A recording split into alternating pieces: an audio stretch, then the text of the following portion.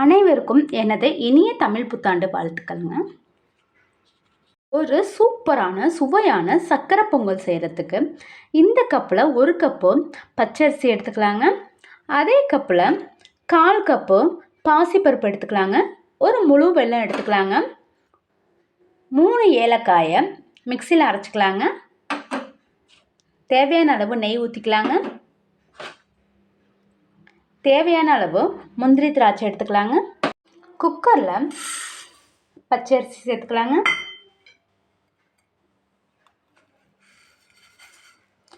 1/4 cup பாசிப்பருப்பு சேர்த்துக்கலாங்க. இந்த பாசிப்பருப்பையும் பச்சரிசியையும் ஒரு 3 டைம் கழுவிட்டு எடுத்துகிட்டு வந்துடலாங்க.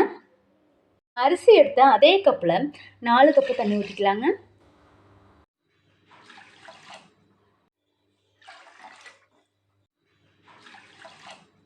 குக்கரை மூடி போட்டு 5 விசில் விட்டு எடுத்துக்கலாங்க.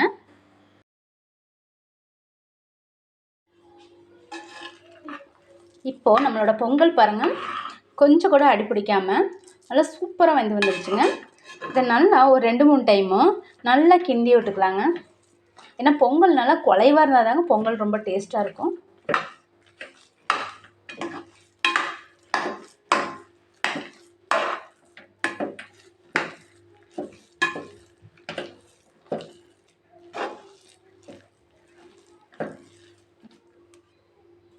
இப்போது அடுப்பை மீடியம் ஃப்ளேமில் வச்சுட்டு இந்த வெல்லத்தை போட்டு நல்லா கிண்டிக்கலாங்க.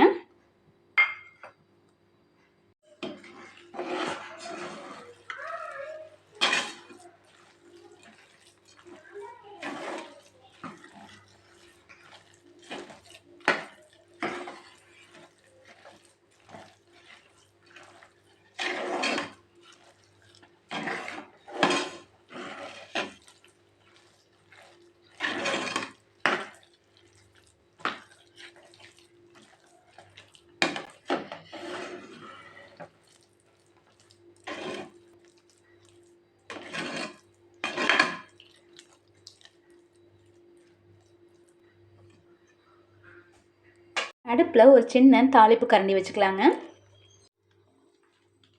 ஒரு 2 டீஸ்பூன் நெய் ஊற்றிக்கலாங்க.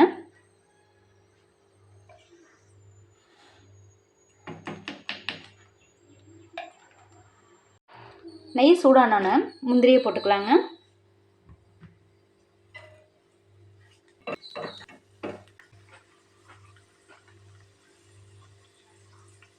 இப்போது திராட்சை சேர்த்துக்கலாங்க.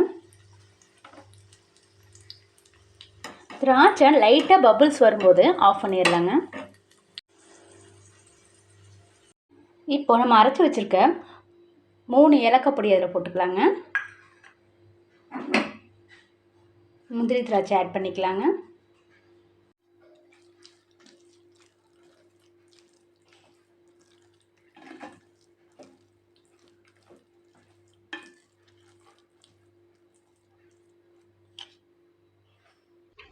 இப்போது 1 ஸ்பூன் நெய் ஊற்றி பொங்கலை நல்லா கிளறி விட்டு அடுப்பை ஆஃப் பண்ணிடலாங்க.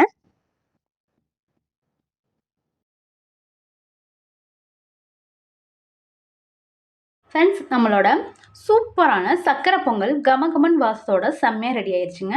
சக்கரை பொங்கல் பிடிச்சிருந்துச்சுன்னா வர்னிஸ் கிச்சனை சப்ஸ்கிரைப் பண்ணுங்கள், லைக் பண்ணுங்கள், ஷேர் பண்ணுங்கள், உங்கள் ஃப்ரெண்ட்ஸ்க்கும் ஷேர் பண்ணுங்கள். நீங்களும் இதை செஞ்சு பாருங்கள் ஃப்ரெண்ட்ஸ். செஞ்சு பார்த்துட்டு உங்களோட எக்ஸ்பீரியன்ஸை கமெண்ட் பாக்ஸில் சொல்லுங்கள். சப்ஸ்கிரைப் பண்ணும்போது பக்கத்தில் உள்ள பெல் பட்டனை கிளிக் பண்ணிக்கோங்க. அப்போ தாங்க நான் போடுற எல்லா வீடியோ உங்களுக்கு ஒன்றுக்கு ஒன்றே கிடைக்குங்க.